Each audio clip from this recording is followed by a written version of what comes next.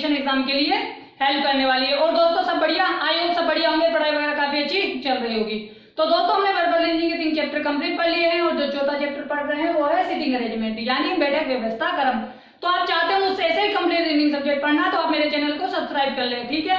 नीचे red colour का subscribe button है, उस पर क्लिक करें और बेल आइकन को दबा दें, जिससे क्या होगा जो मेरे आने वाले वीडियोस हैं उनकी नोटिफिकेशन आप तक आ जाएगी। और दोस्तों अगर आपके कोई फ्रेंड सर्किल में, नेबर सर्किल में, ब्लड सर्किल में या आपके सोशल मीडिया पर कोई भी कंपटीशन एग्जाम, रिप्लेसमेंट एग्जाम या सीटी एग्जाम की तैयारी कर रहा है तो आप हमारे वीडियोस को शेयर करें। तो दोस्तों शुरू करते हैं आज की क्लास को। दोस्तों हमने पिछली क्लास में 3 चैप्टर कंप्लीट पढ़े हैं और जो चौथा चैप्टर पढ़ रहे हैं वो है सिटिंग अरेंजमेंट। इसकी क्या नाम है, सिटिंग अरेंजमेंट की काफी क्लासेस पीछे हो चुकी है और आज की क्लास में जो हम डिस्कस करेंगे वो करेंगे 51वां क्वेश्चन। जो विद्यार्थी आज की क्लास को देख रहा है मेरा उससे विशेष अनुरोध है कि जाके वो पहले पीछे की क्लासेस को देखे।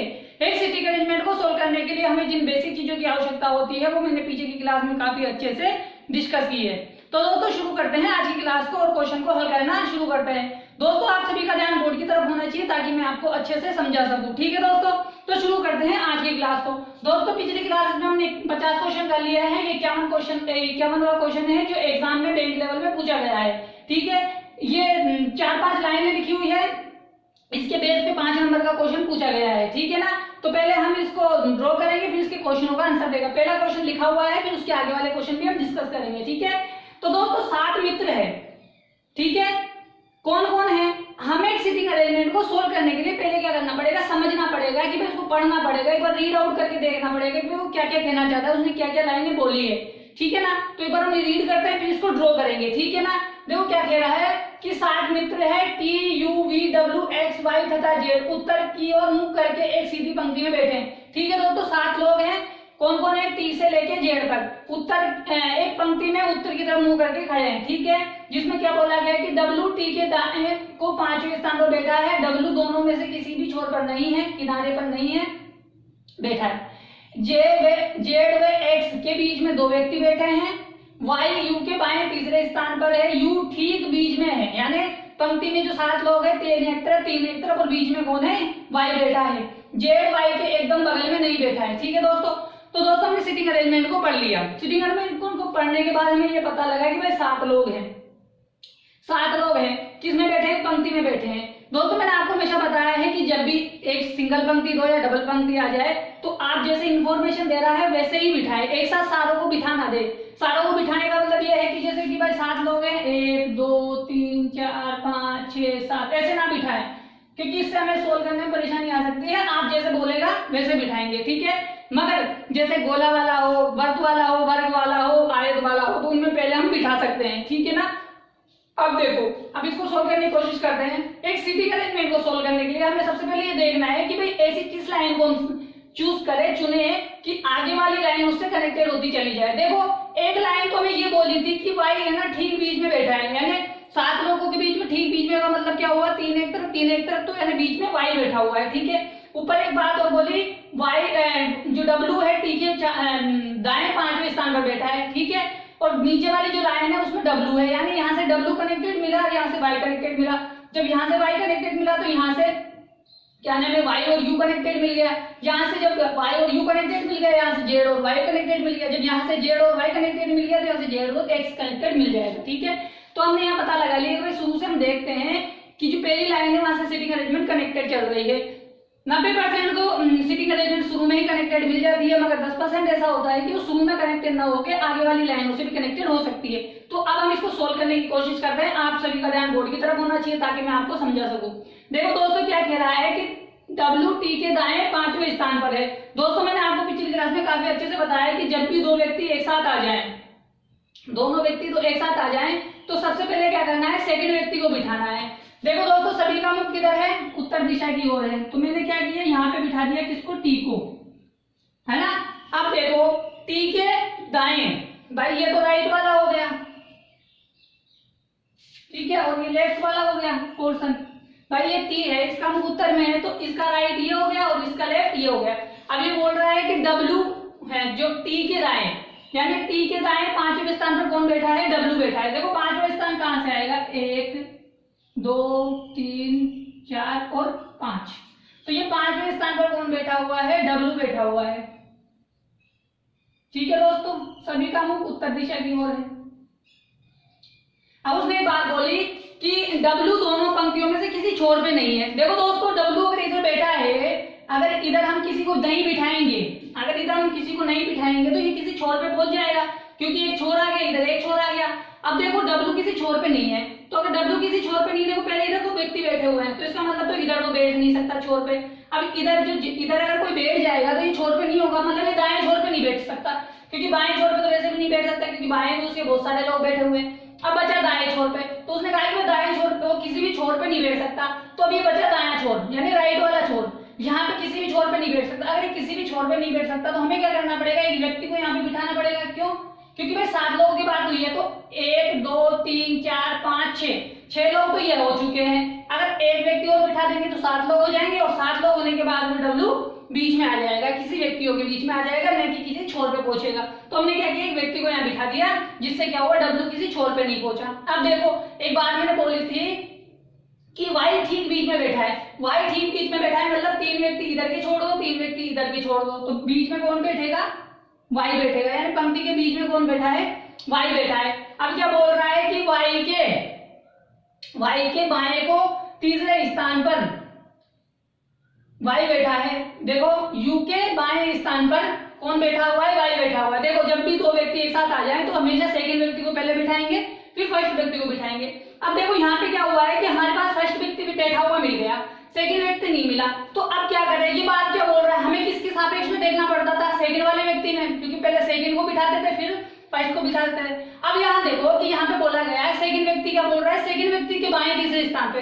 अब हम क्या करेंगे, भाई हमारे पास दूसरा व्यक्ति नहीं बैठा हुआ, पहला व्यक्ति बैठा हुआ है Y, तो अब हम क्या करेंगे, U को बिठाने के लिए हम बाएं से तीसरे स्थान पर जाएं, तो हम इधर से जाएंगे ना भाई। अगर मान लो मैं U को यहाँ बिठा दूं, ये क्या नाम है, Y के बाएं को तीसरे स्थान पर बैठा है। अब देखो, Y के बाएं तीसरे स्थान पर कहाँ बैठेगा, 1 2 3 4 5 6 7,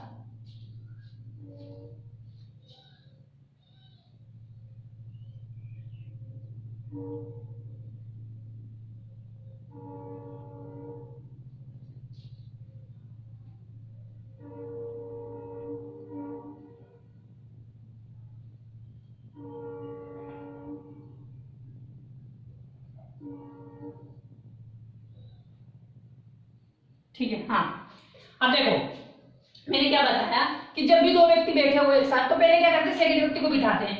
लेकिन हमारे पास क्या हुआ कि पहले तो फर्स्ट व्यक्ति बैठा हुआ है, तो अब हम क्या करेंगे, अब ऐसे नहीं देखेंगे हम कि U के बाएं को देखें तीसरे स्थान पर, तो अब हम ऐसे देख लेंगे भाई Y के दाएं चले। जब हम Y के दाएं चलेंगे तो U के बाएं पहुंच जाएंगे। कैसे, देखो अब हम ऐसे देख रहे हैं, ऐसे नहीं देख रहे कि भाई U के बाएं नहीं चल रहे, हम क्या कर रहे हैं कि Y के दाएं तीसरा जाएंगे, 1 2 3, Y के दाएं तीसरे स्थान पर जाएंगे तो हम U को बिठा दें। जब हम Y के दाएं U को बिठा देंगे तो Y के बाएं तीसरे स्थान पर कौन हो जाएगा, Y हो जाएगा। देखो कि Y के U के बाएं तीसरे स्थान पर कौन है, Y है, 1 2 3। अब ये बात क्लियर हो गई, हमने इसके दाएं चुन लिया, तो इसके दाएं चुनने पर U के बाएं ऑटोमेटिक निकल के आ जाएगा कौन, Y। समझ में आया, यहाँ तक समझ में आ गया। अब देखो आगे क्या बात बोल रहा है, उसको देखो है कि Z जो है Y के एकदम बगल में नहीं बैठा। भाई देखो यहाँ नहीं बैठ सकता, यहाँ नहीं बैठ सकता, मगर Z है ना यहाँ बैठ सकता है। ठीक है भाई, बगल में नहीं बैठ सकता मगर यहाँ बैठ सकता है। अब एक बात बोल रहा है कि Z और X के बीच में 2 व्यक्ति है। देखो दोस्तों, इधर तो कोई बैठ नहीं सकता, अब इधर बिठाने हैं 2 व्यक्ति, तो 1 और 2 व्यक्ति बिठाएंगे तो यहाँ पे कौन बैठ जाएगा, X बैठ जाएगा। अब जो बचा हुआ व्यक्ति है ऑटोमेटिक वो कहाँ जाएगा, बीच में आ जाएगा। अब कौन बचा है, TUV, तो V कहाँ पे आ जाएगा, यहाँ पे आ जाएगा। हाँ दोस्तों, समझ में आ गया होगा।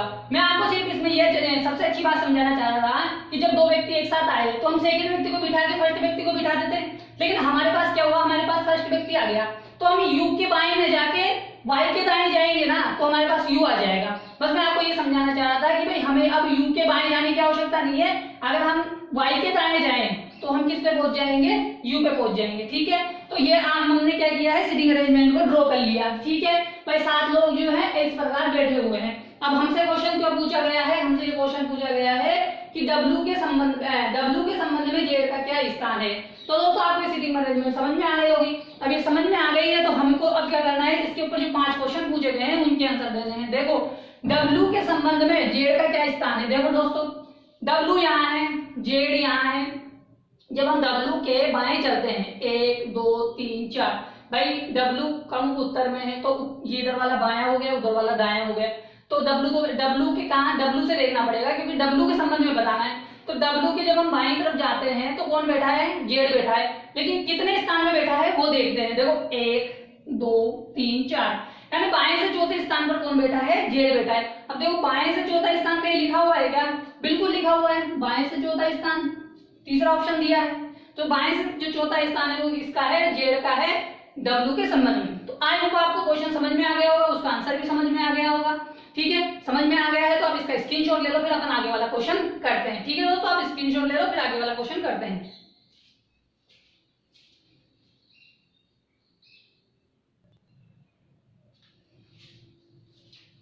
तो दोस्तों दूसरा क्वेश्चन आपके सामने है, इसका आंसर दीजिए। बताइए कि T के दाएं को दूसरा कौन है। बताइए T देखो यहाँ है, T के दाया इधर वाला, तो T के दाएं दूसरे स्थान पर कौन है। देखो 1 और 2 कौन बैठा हुआ है, V बैठा हुआ है। V हमारा ऑप्शन कौन सा है, चौथा वाला है। आई और दोस्तों समझ में आ गया होगा कि T के दाएं दूसरे स्थान पर कौन बैठा है, V बैठा है, जिसका आंसर क्या हो जाएगा, V हो जाएगा। समझ में आ गया, स्क्रीनशॉट ले लो, फिर आगे वाला क्वेश्चन करते हैं। ठीक है दोस्तों, अब इसका स्क्रीनशॉट ले लो, फिर आगे वाला क्वेश्चन करते हैं। ठीक है,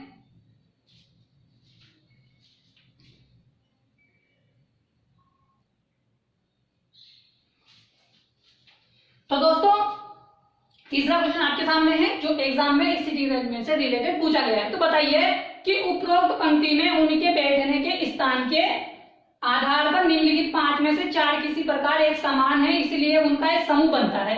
वह कौन सा है जो उस समूह में नहीं आता है। बताइए कि 5 जो ऑप्शन है इनमें से 4 एक प्रकार से समान है, वो कोई समूह बनाते हैं। वो कौन सा समूह है हमें बताना है, और हमें वो बताना है कि वो जो कौन सा है जो समूह में शामिल नहीं है। देखो दोस्तों सबसे पहले आप देखो कि U और W को, U W यानी फर्स्ट व्यक्ति के एकदम बाएं कौन बैठा हुआ है, दूसरा व्यक्ति बैठा हुआ है। अब देखो X V, X और V, यानी फर्स्ट व्यक्ति के दाएं दूसरे स्थान पे कौन बैठा हुआ है, V बैठा हुआ है। यहां बैठा है Z और T, Z और T, यानी फर्स्ट व्यक्ति के तुरंत बाएं कौन बैठा हुआ है, Z। अब देखो ये दोनों तो समान चल रहे हैं, ठीक है। आगे देखो Y और कौन है, V, यानी Y के एकदम बाएं, फर्स्ट व्यक्ति के एकदम बाएं कौन है, सेकंड व्यक्ति है। ये भी इसके समिलर चल रहा है क्योंकि एकदम बाएं बैठा है। W X, ये भी इसके तुरंत बाएं हैं फर्स्ट व्यक्ति के। तो जो ये है ये भिन्न है, ये अलग है। क्यों, क्योंकि X और V के बीच में कौन है, एक व्यक्ति बैठा है, जबकि अन्य किसी के बीच में कोई भी व्यक्ति नहीं बैठा हुआ है। इसलिए हमारा ऑप्शन कौन सा आंसर हो जाएगा, सेकंड वाला आंसर हो जाएगा, XV वाला। ठीक है, अगर समझ में आ गया है तो आप स्क्रीनशॉट ले लो, फिर अपन आगे वाला क्वेश्चन करते हैं। ठीक है दोस्तों, आप स्क्रीनशॉट ले लो, फिर अपन आगे वाला क्वेश्चन करते हैं। ठीक है, इसमें 4 क्वेश्चन पूछे गए थे एग्जाम में, अब हम आखिरी क्वेश्चन करेंगे। ठीक है, अब इसका स्क्रीनशॉट ले लो, फिर आगे वाला क्वेश्चन करते हैं।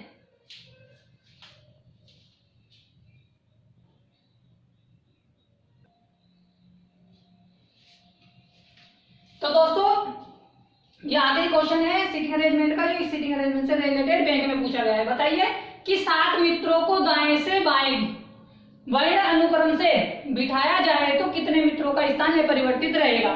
देखो दोस्तों दाएं से बाएं यानी ये दाया ये बाया, कैसे बिठाना है, T U V, ठीक है ना, V W X Y, X Y और Z।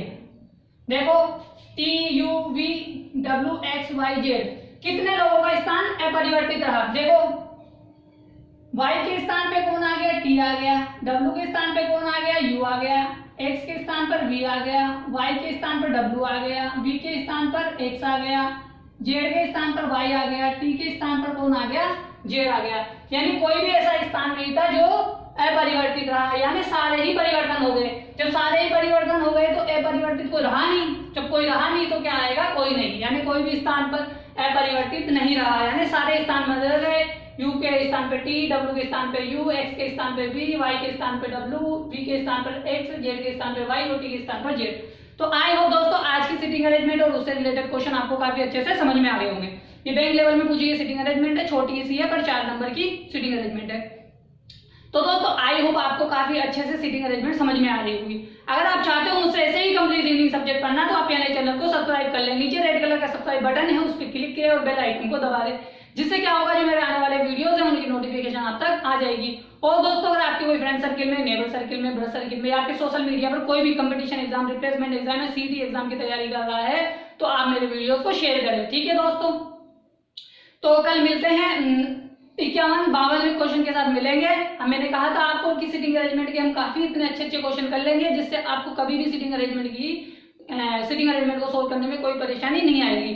अभी हम और भी क्वेश्चन करेंगे, काफी अच्छे पूछे गए हैं और भी धीरे धीरे क्वेश्चन आ रहे हैं। बस मैं चाहता हूँ कि आप प्रैक्टिस करते जाएं, भाई समझ जाएं बस क्या सर। अभी जैसे इसमें इंपॉर्टेंट ये बात बताई मैंने कि जब 2 व्यक्ति एक साथ आते हैं तो पहले सेकंड व्यक्ति को बिठाते हैं फिर फर्स्ट व्यक्ति को बिठाते हैं, लेकिन क्या कभी अगर पहले व्यक्ति बैठा हुआ मिल जाए तो क्या करेंगे, भाई इसके बाएं जाना था तब बाएं पे पहुंचते, अब इसका दाएं चले जाओ क्या फर्क पड़ता है, भाई इसके बाएं जाना था इसके दाएं जाएंगे तो तीसरे स्थान पर यू पे पहुंच जाएंगे। देखो मैंने बताया था कि यू के बाएं तीसरे स्थान पर वाई है मगर वाई के दाएं स्थान पर तीसरे स्थान पर यू है। भाई बायां तीसरा स्थान तो है ना दोनों बीच में, लेकिन बस ये था कि वाई से जाते तो बाएं जाते और यू से जाते तो बायां जाते और वाई से जाएंगे तो दायां चले जाएंगे। बस यानी वाई के बाएं जाते और यू के बाएं जाते और वाई के दाएं जाएंगे, बस इतना सा समझना था। ये इसलिए मैंने सीटिंग अरेंजमेंट को रखा है, ठीक है ना। तो आई होप आपको समझ में आ गया होगा। कल मिलेंगे आगे के क्वेश्चन के लिए, तब तक के लिए टाटा और बाय बाय।